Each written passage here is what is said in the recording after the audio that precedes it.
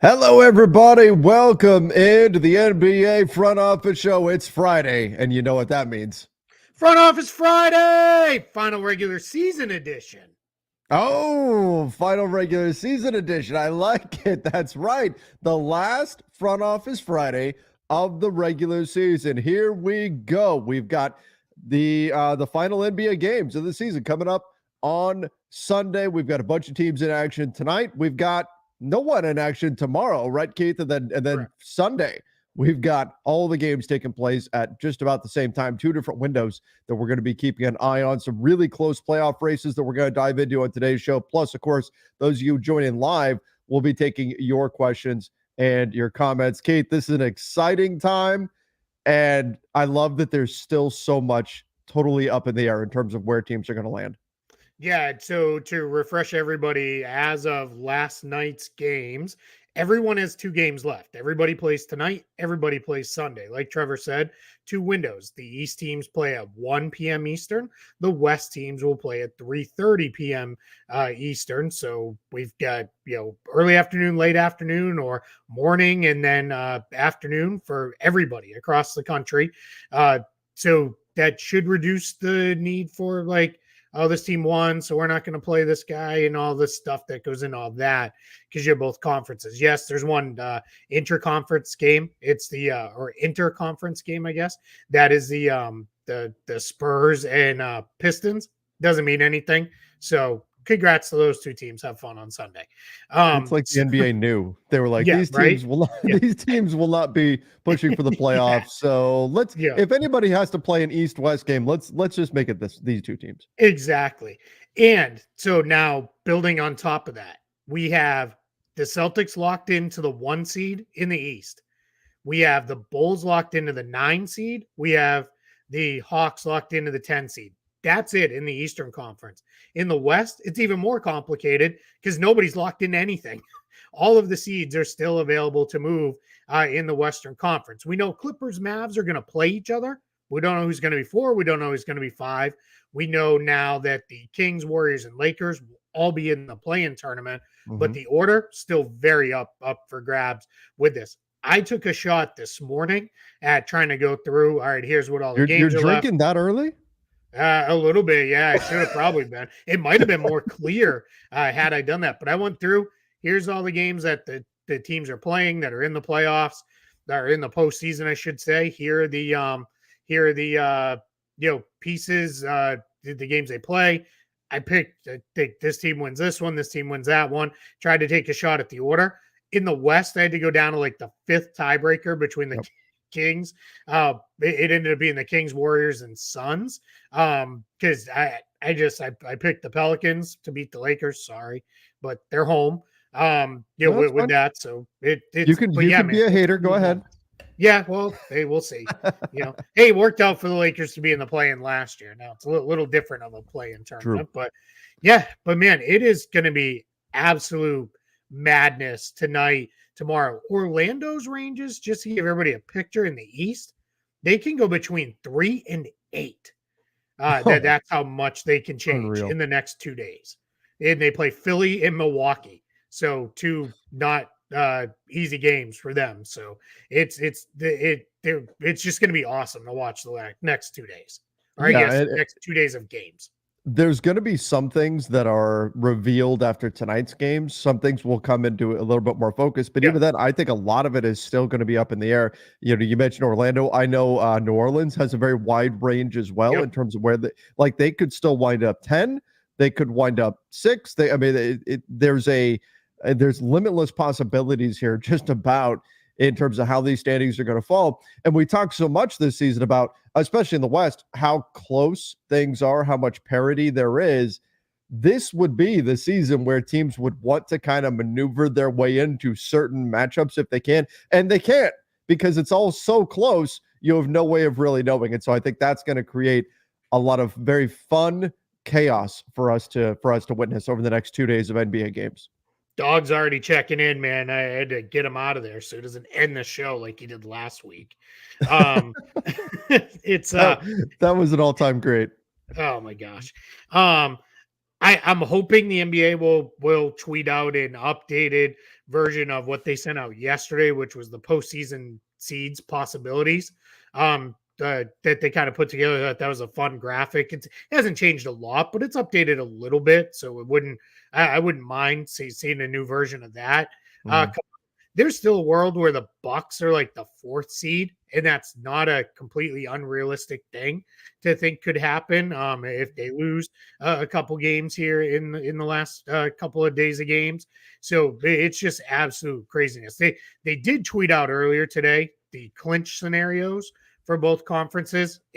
We're not gonna read through the whole thing because it's a Yeah. lot. But that's out there. That's a public account. I know I retweeted it, but you can find it. It's NBA Communications if anyone wants to look at it, and you get to see where everything is at. So it is just this is crazy. I've never seen the league like this with only a couple days left in the season.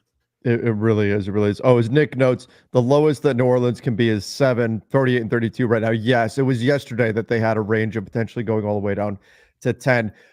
At this point, Keith, I've been Zach Galifianakis in what was that movie, The Hangover, where I'm like, I I'm tweeted trying that to do out the this math morning.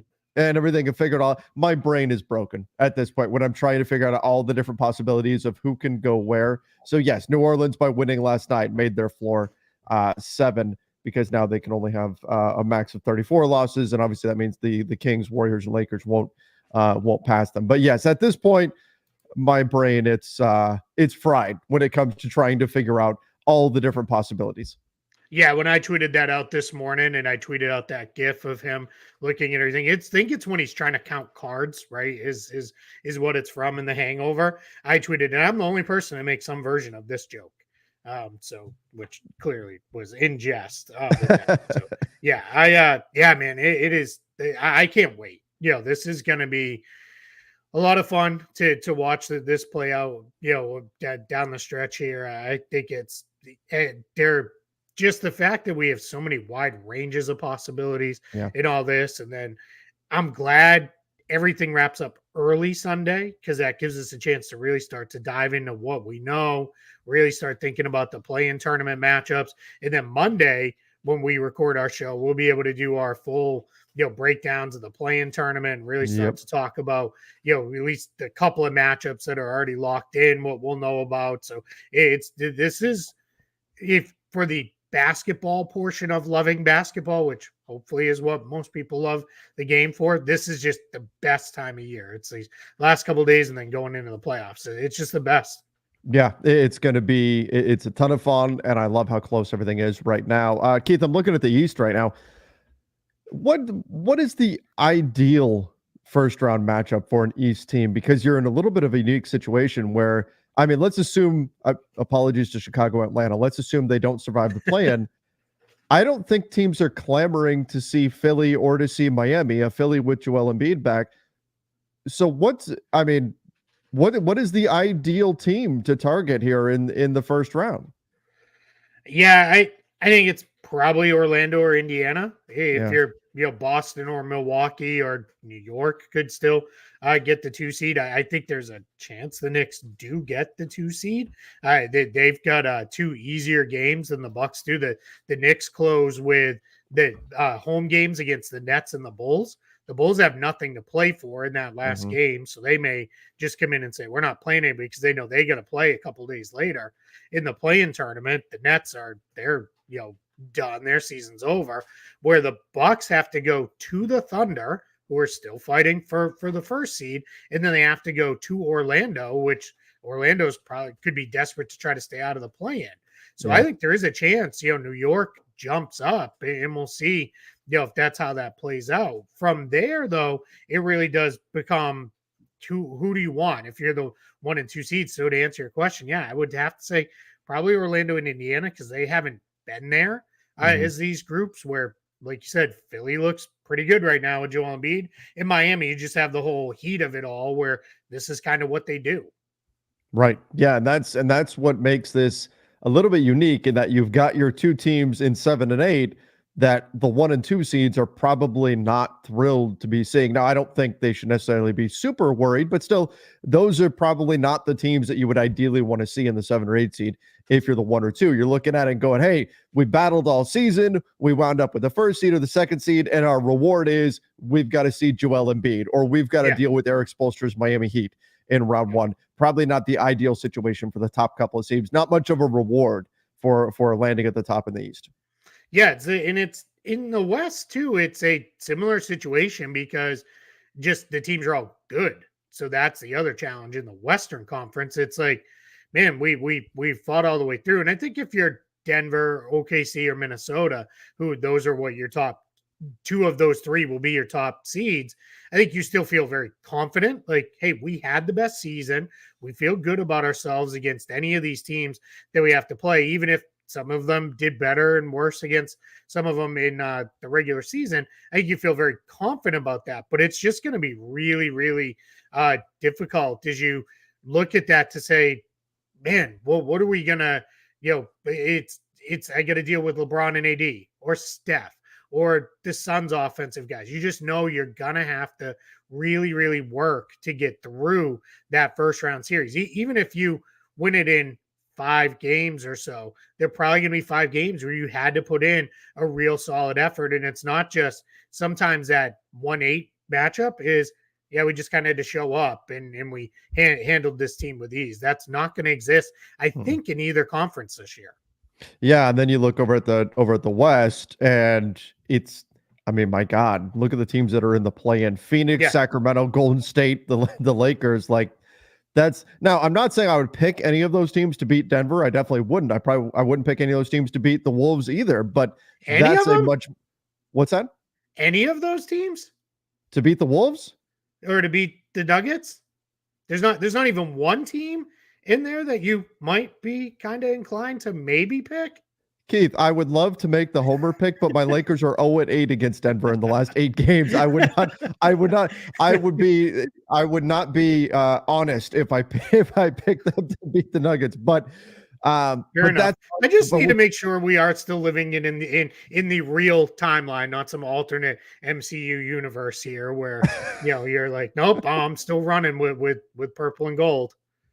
Hey, I hope they pull off the upset. That would be absolutely amazing, and we would love that. But no, I wouldn't pick them to do that. But but look at this. You've got these teams are well above 500, above 500, and they're sitting here in the play-in. I mean, this is absurdity in the Western Conference. That is there are no easy matchups in the West. Period. There's no easy matchup. No matter who you draw, it's going to be a battle for anybody. And that's the reality of the Western Conference. It's going to get crazier next season. I said going into the season, this was going to be an absolutely insane gauntlet of a Western Conference. And it's even without Memphis, it's been even worse than I thought it would be. This conference is just, it blows my mind, Keith. Yeah, no one else fell out.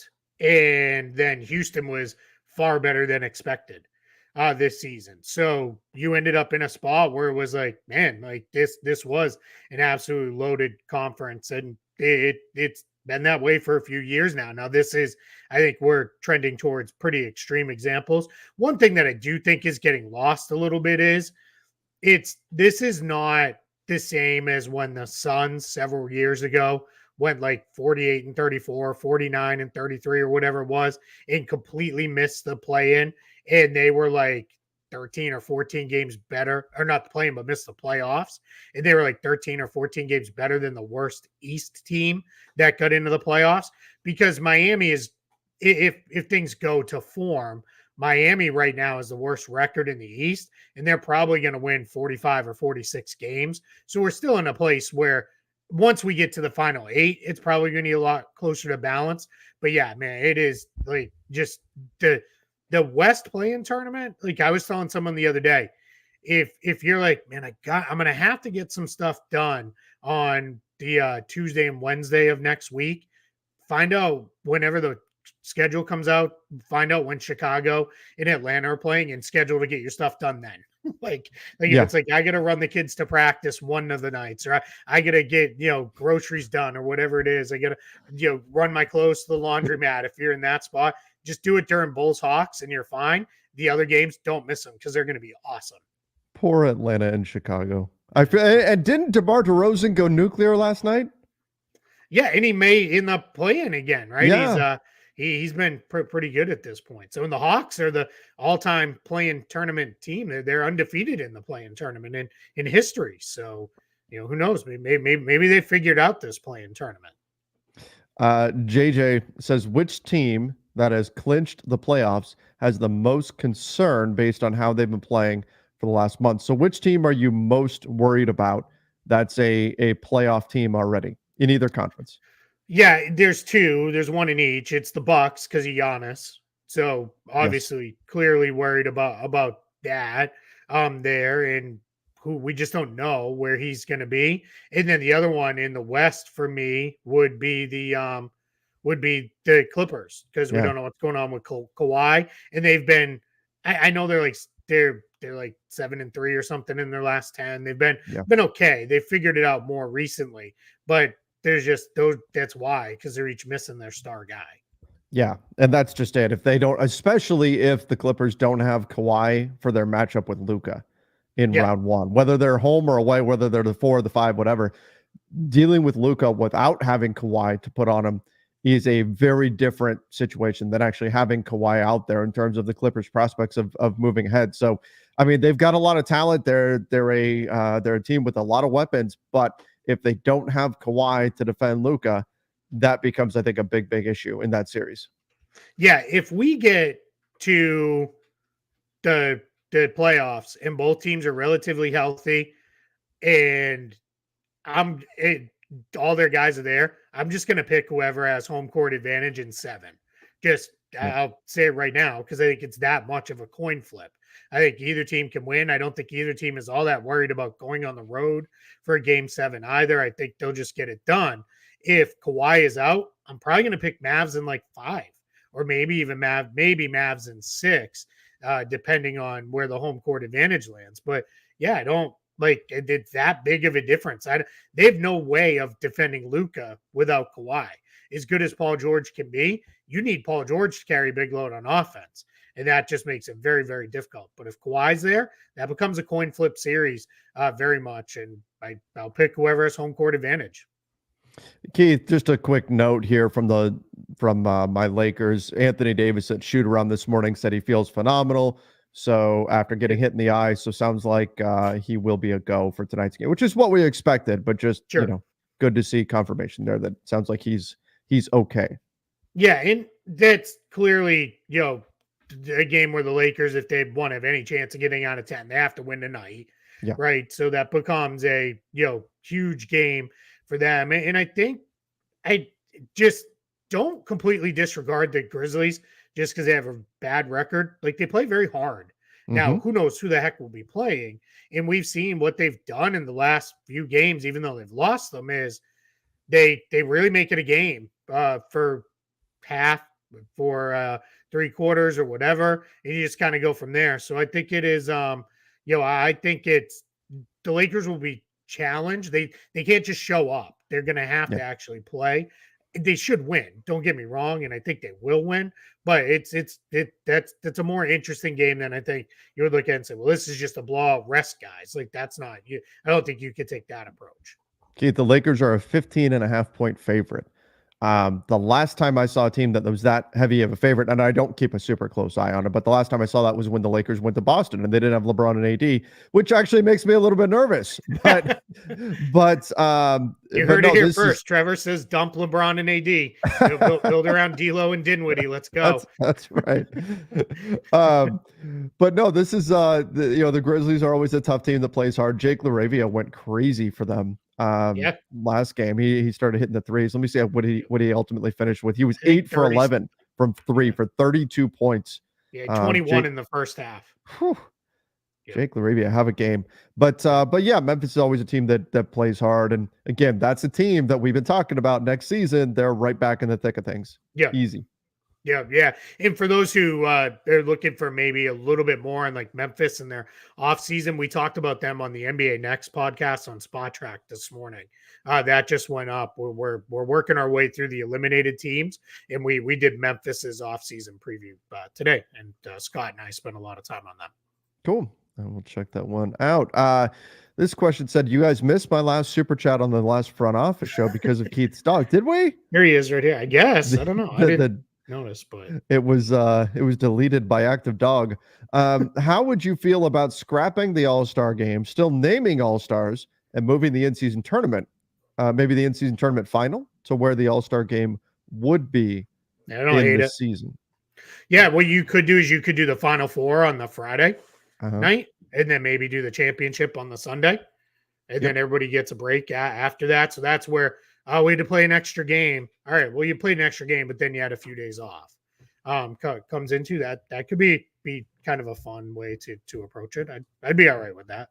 Yeah, I wouldn't have a problem with it. I think you still have to name all-stars because I think players Yes. do care about being all-stars. They care 100%. about being named to the all-star. They don't care about playing in the game for the most part. Some Yep. might, but most And don't you know care what? about You playing could in the still game. do all the other stuff on Saturday. Still Yeah. do this Saturday night like you always did. You probably would take maybe the guys who are playing in the in-season tournament final out of the mix. I don't know if can you hear him? He's like I can. snorting under my desk.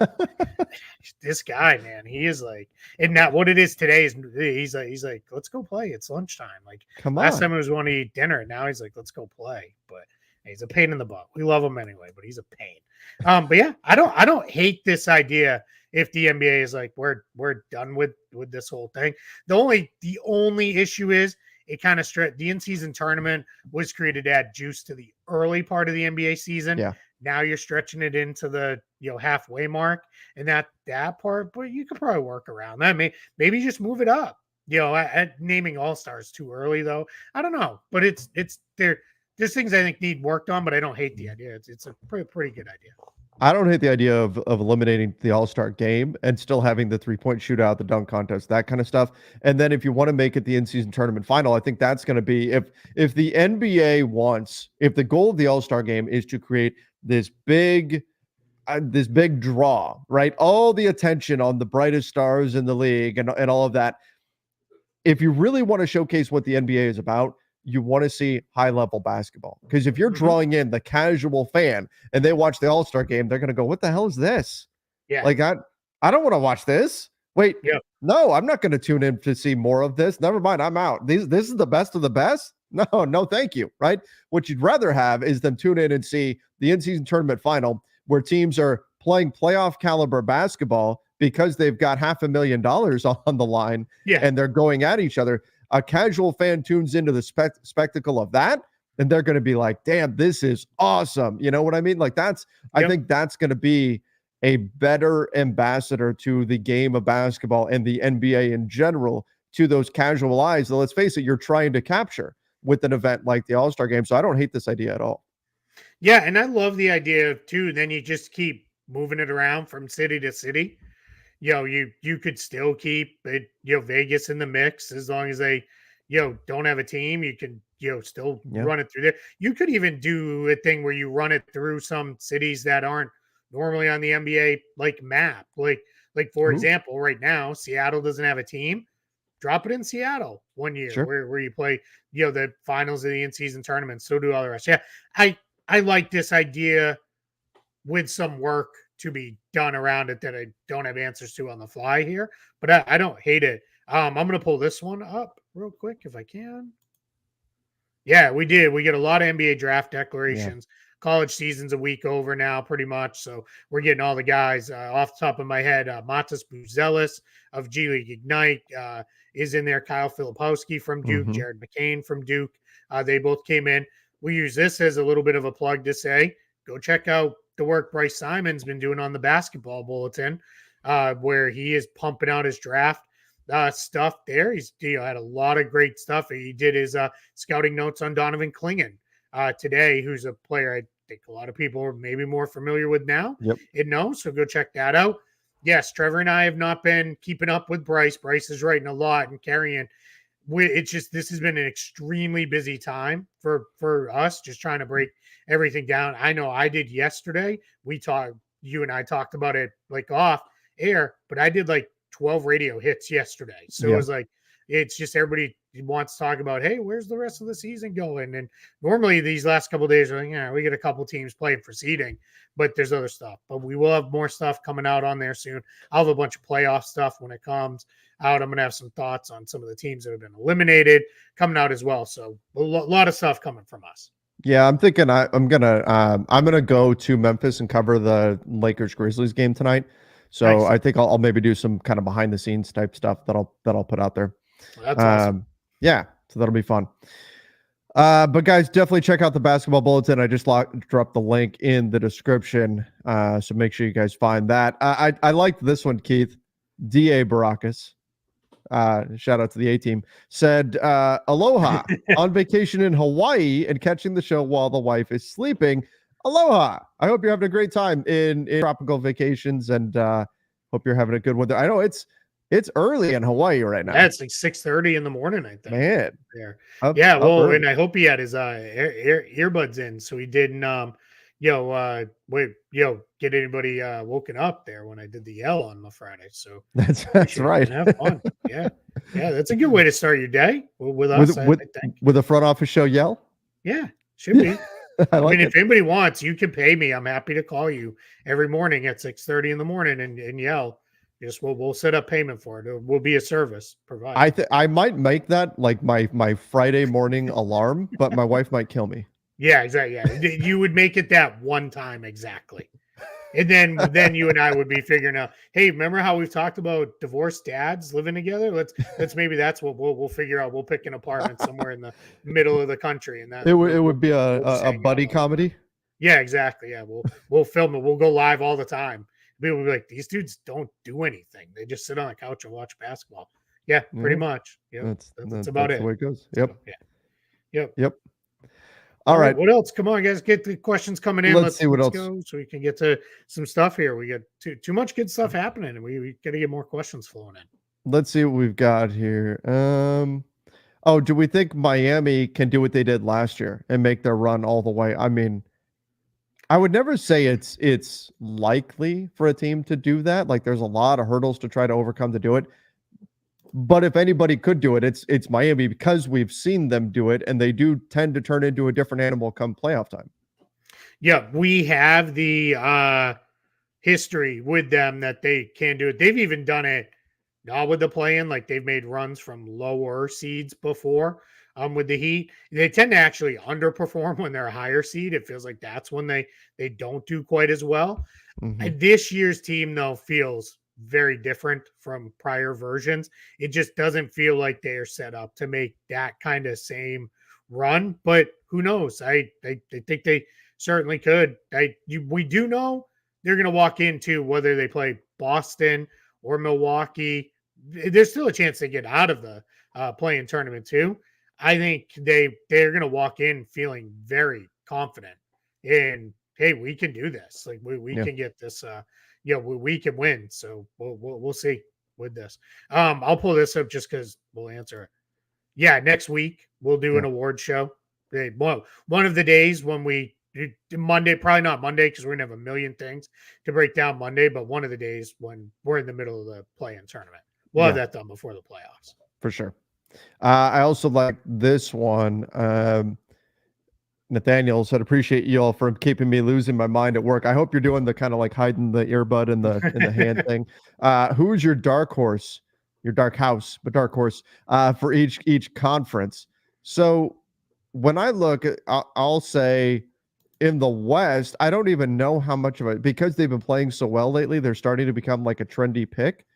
I don't know how like dark horse kind of loses some meaning in the West because there's so many good teams, but I like what we've been seeing out of Dallas. I think if the Clippers are not an easy matchup for them by any means, but if they get through that, Dallas is a team that I could see really making a run, especially when you've got the top end talent like Luka and Kyrie. Either one of those guys is capable of going off and winning you a game or two by themselves. So I think Dallas is my pick in the West. Yeah, it's just I almost kind of wish for them Denver would drop to like the 2 or 3 seed, just because then I feel more confident about picking Dallas to win in the second round. I'm not going to pick them to beat Denver. Right. But yeah, they'd probably be my pick. In the East, it's again, people are starting to pick up and they're becoming trendy. New York is Yeah. playing really, really good. I do wonder, is this going to be something where eventually this just runs out of steam a little bit? But Jalen Brunson is playing unbelievable right now. It's a Hmm. great player who's on a for him even a incredible hot streak there. And then Philly, let's see what Philly does. They're if I felt confident in saying any team was going to make any kind of run out of the play-in tournament right now, it'd probably be Philadelphia, just because I think Embiid looks pretty good. Hmm. Maxey, they've got other guys back in the lineup. They're going to be tough for sure. Yeah, I agree. I think that the Knicks have been my pick for a while now in the Eastern Conference. I wish they were fully healthy, but they're not. But they're an interesting team. I think they can give anybody a run. They're just, and I'm a broken record at this point. They're just such a pain in the ass to deal with because they battle you so hard on the boards every single Yep. night. That it creates a real fight on your hands. And I think they've got, with how good Jalen Brunson is, they've got a shot.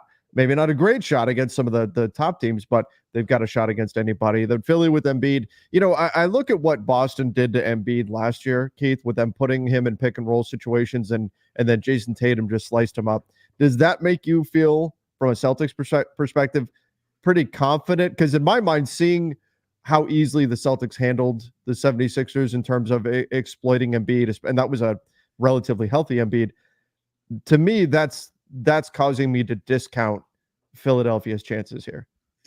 Yeah, a matchup will be big for them. Milwaukee could put them in a spot where they go at Embiid with Damian Lillard, with Chris Middleton as pick and roll ball handlers. The Knicks, if they ended up playing Philly, could. A lot will depend on who they match up with. As far as if it was specifically the Celtics, I just go back to, nobody said it better than Joel Embiid himself.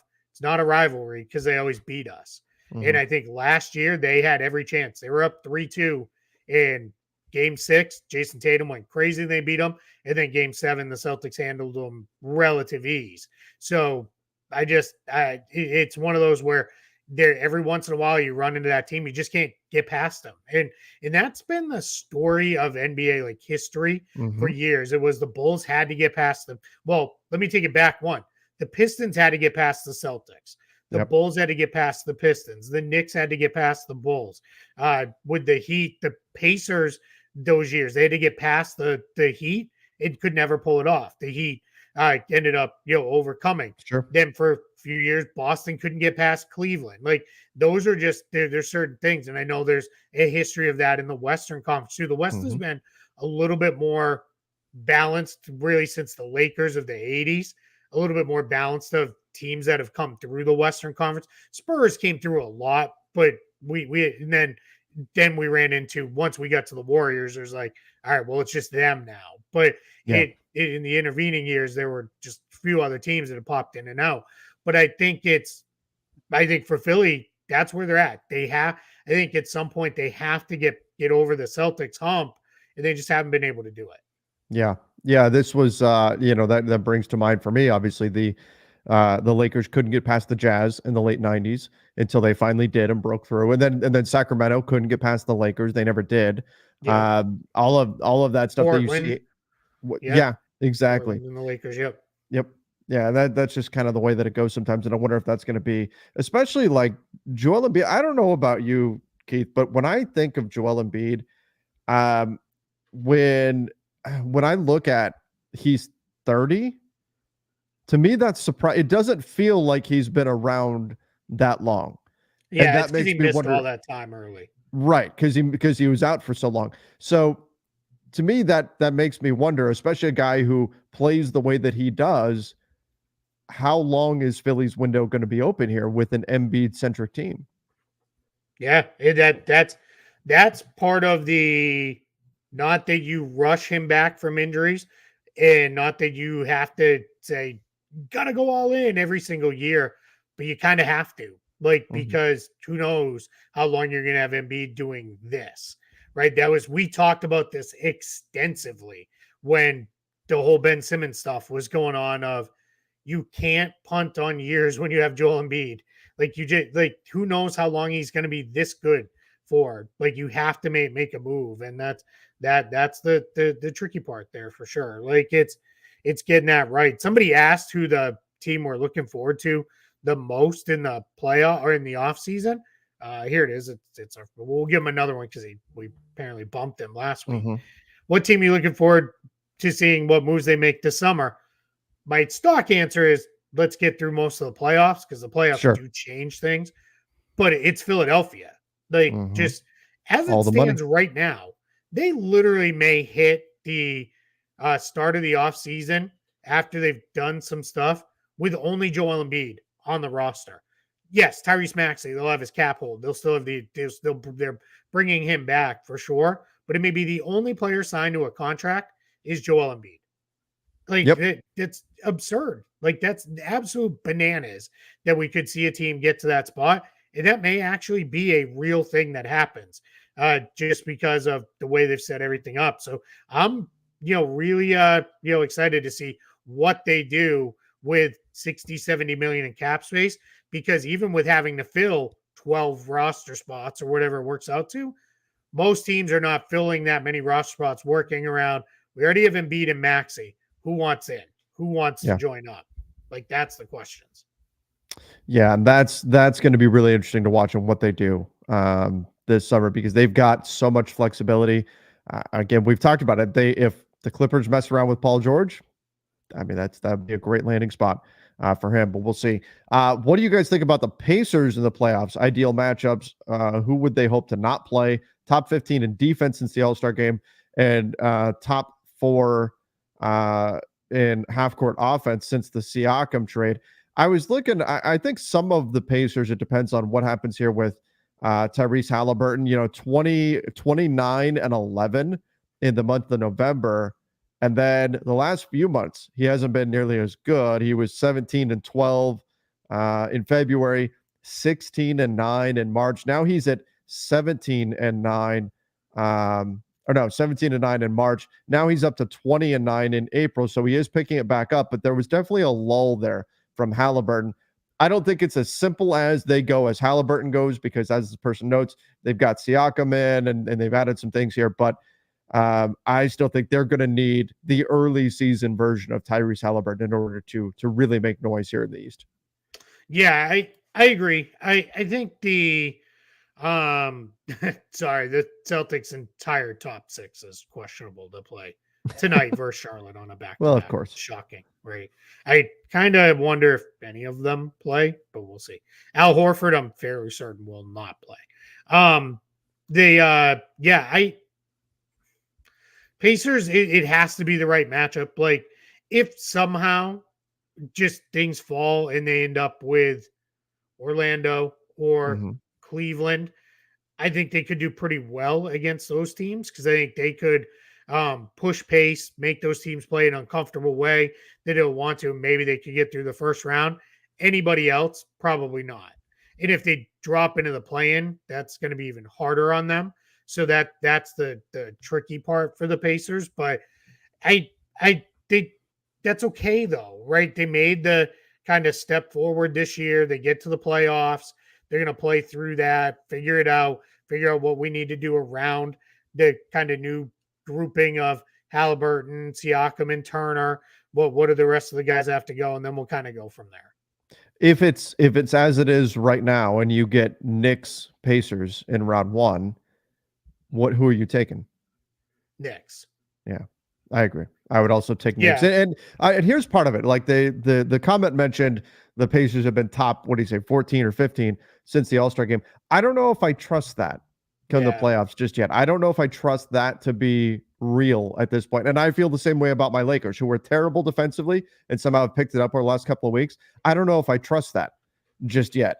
That's where I'm at with the Pacers. I don't know if I trust the defense. Yeah, I think as the defense is getting better, the offense has come back down to earth some. And I think that's the trade-off there. If they were still chugging along as the best offense in NBA history and the defense was improving, all right. I think we traded. That was part of the trade, though, was we got to get a little bit more balanced here, bringing in Siakam, moving off of Buddy Hield. So I don't hate anything that they've done. I just don't know that they're ready to win playoff series yet. And here's the thing. The Pacers are fun. Yep. I'm not trying to like speak it into existence that the Pacers are going to struggle or anything. I'd love to see the Pacers be super successful and fly up and down the court. And Tyrese Halliburton is amazing and all of that sort of stuff. Just trying to be realistic on them. And so as I say these things, I hope they find a way to make it through. And I hope they have a great run here and all of that, because I think their offensive upside is so enticing. I think they can be a blast to watch. And I hope the defense is real. I just, we have to be realistic here. And I think the most likely thing is that the defensive concerns are going to pop up again in the postseason. Yeah. Yep. I'm with you on that one. There was something, extend the draft to 3 rounds. I'll pull this one up. I don't think so. The NBBPA, the Players Association, doesn't really want that. So I think they would fight that pretty strenuously. I'm not sure where that would go. There's a lot of people asking versions of, do we trust Doc Rivers? No. Yeah. Like, I don't, not anymore. Yeah, there it is. Yeah, I don't. I mean, it's not that he doesn't make great adjustments. I think he my biggest thing is Doc, since his Celtics years, has run these groupings. Like, he runs his starters, then he plays all bench lineups a lot together. When things start to go sideways, he doesn't have anything that he's like, let me really turn to whatever this thing I've been holding on to is, and now we're going to run it. And I think he does well with talented teams, but if things start to get a little wonky, that's when it gets worrisome. And we know at some point, almost no matter how good you are in the playoffs, things are going to get sideways at some point, and that's figured out. On top of that, you're asking him to play without his best player now. Yeah, I don't have a lot of faith in Milwaukee at this point. I think they have the talent certainly to make some noise, and if Giannis comes back and he's healthy, that's always a challenge to deal with. But they're just not. Something is just off with that team in general. And I'm sure Doc is a part of that, but something's off there, and I'd be surprised if they make a deep run this year. But they've got the talent. That's the thing. They've got the talent to do it. I just don't. They haven't given you a lot of reason lately to have confidence in them. Yeah, every year there's at least 1 or 2 teams, something is just off, and you're like, I can't really fully figure it out. And but usually trust your gut, go with it, and then it turns into, they didn't do as well. I'm gonna pull it. Same thing from Anthony. I think Boston is as great as the record makes them out to be. I don't think they're as good as the record portrays them. To me, that's absolute silliness. Like, they are dominant. Like, it's not the record, it's the point differential. They're the best offense in NBA history by far right now, too.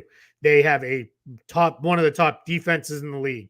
I'm not saying they're going to sweep through the playoffs and roll all the way to the title. They have the to East, get it they done. Probably should. I mean, not sweep, but they should roll through the East with no problem. They should roll through the should. I don't know if they will, because they haven't done that in the past when it looked like they were set up to do that. Right. So they're every bit as good as their record is. And I think people who want to doubt them start looking for reasons to doubt them versus just kind of saying, actually, you know what? They're pretty good. Like, they're pretty good.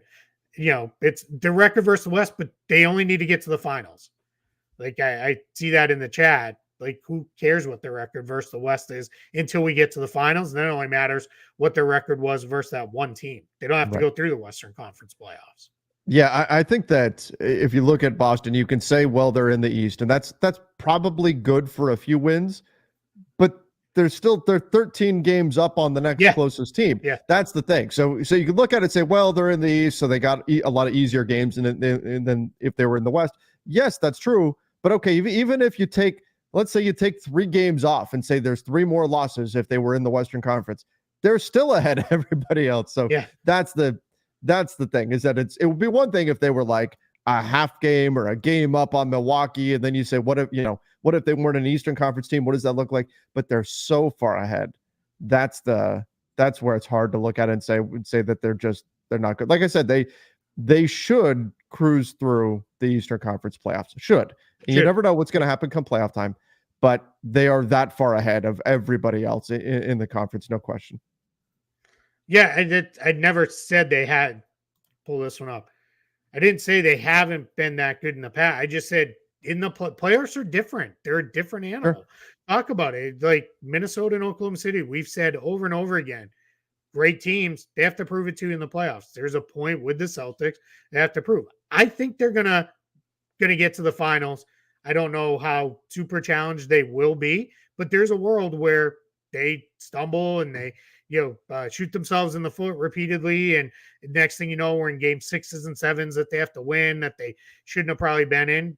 That has happened, but this is a different Celtics team. They play very differently than they have in previous years. And I think a lot of people get stuck on their priors. I can't tell you how many people repeatedly say Kristaps Porzingis is super soft. All he does is shoot 3-pointers. That just tells me you don't watch. You haven't watched for 2.5, 3 years now. That's not how he plays anymore. It's like it hasn't been that way for quite some time. It's just like he plays a very different game, and they're a very different team than they have been. The same happened to Pau Gasol. After when Kevin Garnett did what Kevin Garnett did to Pau Gasol in 2008, that soft label never, and yet it was already kind of there, but it never really went away. Even though Pau came back and changed that, it still continued to follow him around. And that's the way it goes narrative. And honestly, Keith, I'm like that with other sports too, where like I hear a big name and I've got these preconceived notions, particularly sports that I don't pay as much attention to. And I'm like, oh, wait, that guy's not that good anymore. What are we talking about here? I was shocked. Like I went into my fantasy baseball draft and I went, wait, Mike Trout is in the 6th round now? What's happening? And all my baseball guys are like, yeah, he's been hurt like crazy and all this. I'm like, oh, plays I thought he's like a top pick, I mean, that's the way that it goes. So I understand it, but yeah, the narratives and the labels can definitely follow people around, and that can be a thing. Yeah. Go to this one. Sure. Lakers need to get Vando healthy. I mean, yes, they do, but I'm just not sure. That to me becomes a far more important thing if we're talking about a week from now preparing for a playoff series. You need him. Then I think they should be okay without him to get through wherever they would need to play in the play-in tournament.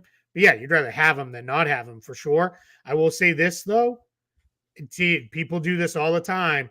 We got this guy back. We're good to go now. He hasn't played in months. Yeah. And don't turn around and be like, well, what the heck? I thought, he sucks. We need to get rid of him. Well, you can't put all your hopes on a guy coming back who's missed months. Also a role player coming back. That's just not fair.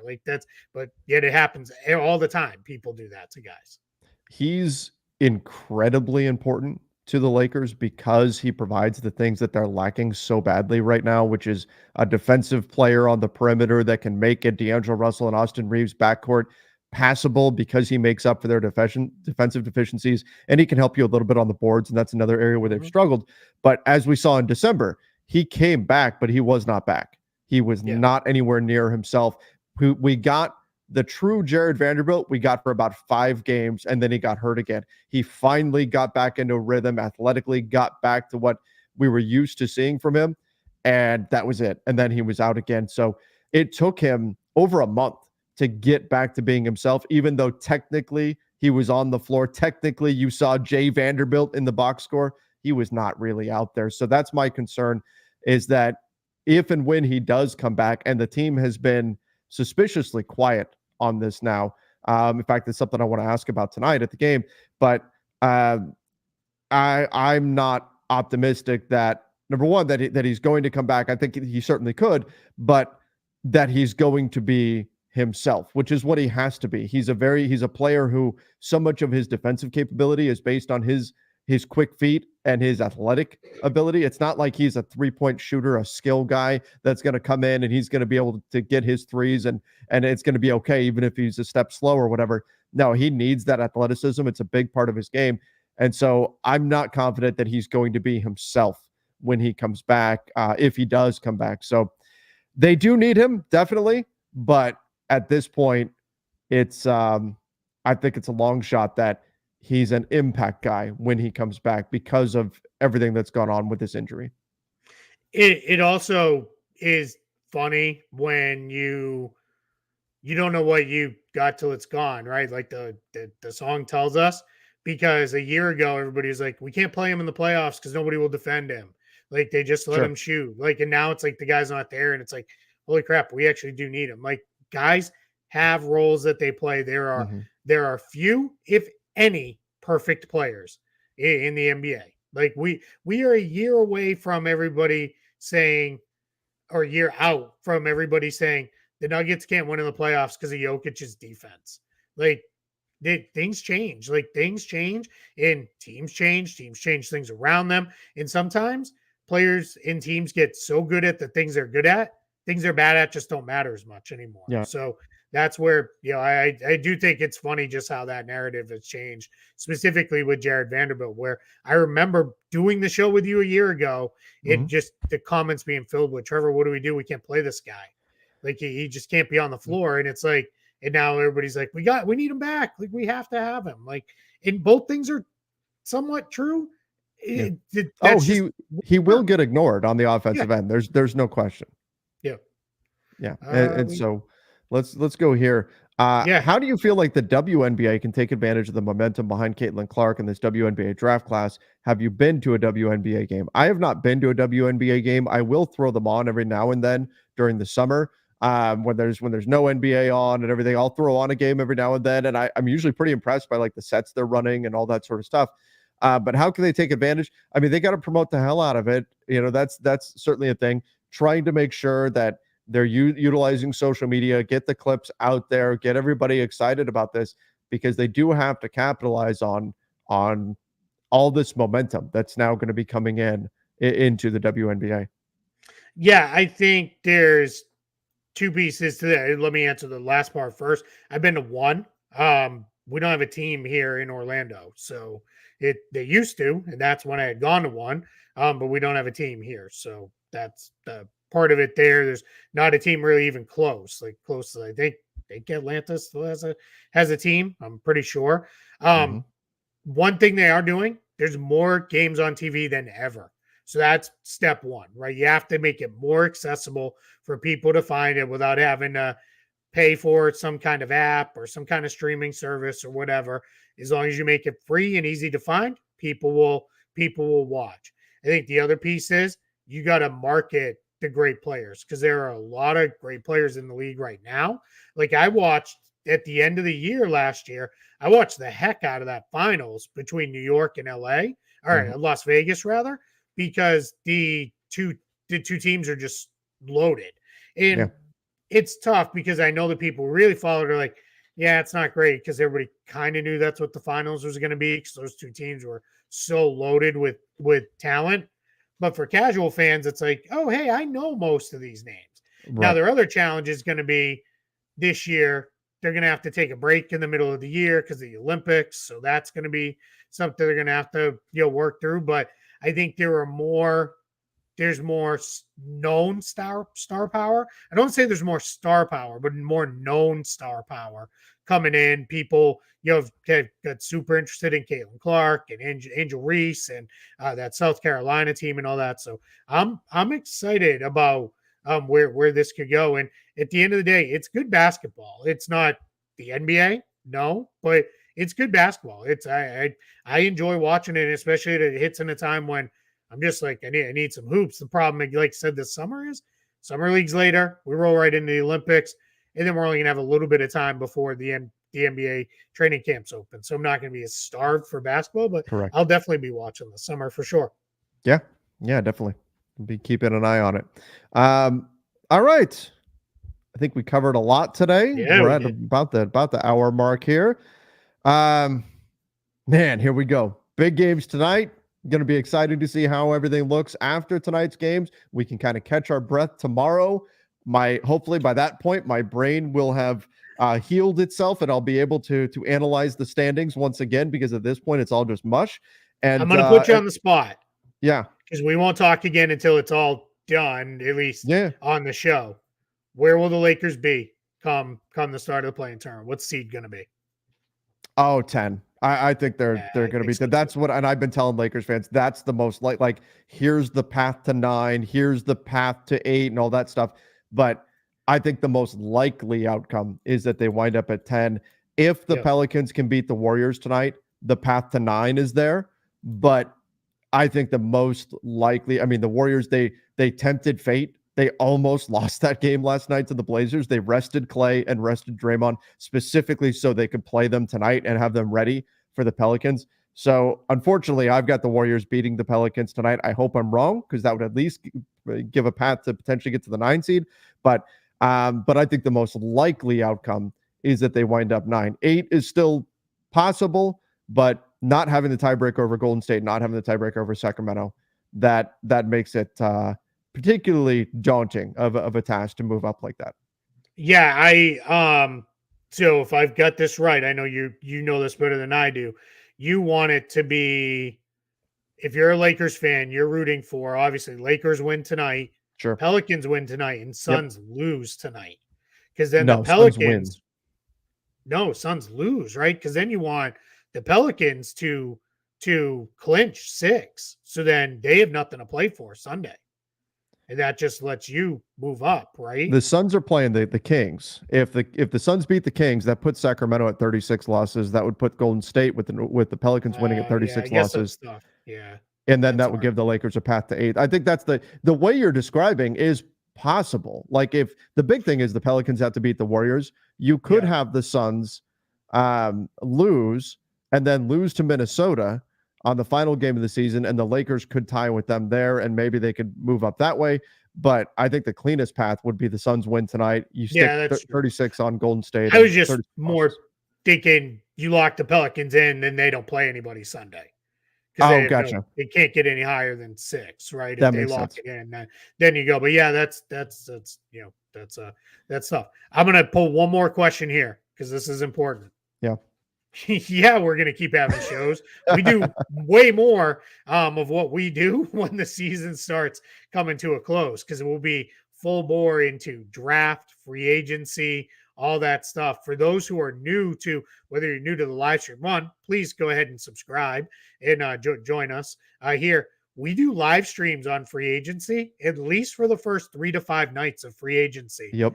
And they're pretty late. They usually start around 11 o'clock, sometimes midnight, because we kind of let all the stuff for the day pile up, and then we get into it and go. We got a couple of, if we get some kind of like a holy cow move that happens early in the day, we may jump on for a 20-minute live show. So or the middle of the night. Put those notifications. or maybe at 2 a.m. Put those notifications on. But yeah, we go full bore. That's that's our time, is when the off season starts cranking up, we get really deep into all of it. That's one of the best parts with that. Yep, that's right. It's going to be the off season. Again, we talk about it all the time. Like, people always think, oh, it's the off season now, you guys get to relax. No, it is busier during the off season. During June and July, June and the first couple of weeks of July are the busiest times of year for us, and that's true just in the industry in general for the most part, depending on exactly what kind of the slant that you cover the league through, but especially for us, since we deal with so much salary cap stuff and all that, the free agent signings, all of that, that's the busiest time of year for us because there's so much going on. And then if a superstar or two makes a trade demand and it drags all the way into September, then we're busy all the way through, and just how it goes. But Keith, I'm going on vacation like third week of July, and I'm praying that we don't wind up with some crazy absurd thing that just shuts down the entire free agency, and then I'm going to be trying to cover things from a cruise ship in July. History tells me that's when Jaylen Brown signs contract extensions. That's right. That's right. That does happen. The minute you pull out a port, the next morning he signs his extension after weeks of why is this not happened yet? So yeah, but no, we'll be here all the way through. We once free agency kind of winds down a little bit, we go to a reduced schedule, but we'll still do the Friday live shows most Fridays because those are always a fun show. We get into a whole lot of stuff. Things get a little weird that time, and if you want to see us a little punchy, tune into those free agent shows because by the end of them, sometimes it's 1 or 2 in the morning, and we're off in Looney Tune land. So, but it's a lot of fun. But yeah, it's lots of stuff to come here. Hang with us, subscribe, put on your notifications, and we'll see you guys, plenty all the way through. Absolutely. All right, everybody. That's going to do it for today's show. As Keith said, hit that subscribe button. Don't forget to go check out the basketball bulletin as well. Great way to support us directly. But we appreciate all of you. Till next time. Oh God, next show we're gonna know. Next show we're gonna know all this. We're gonna know exactly what's happening. Till then, we're gonna have a lot to talk about on Monday. See you, everybody. Stay safe.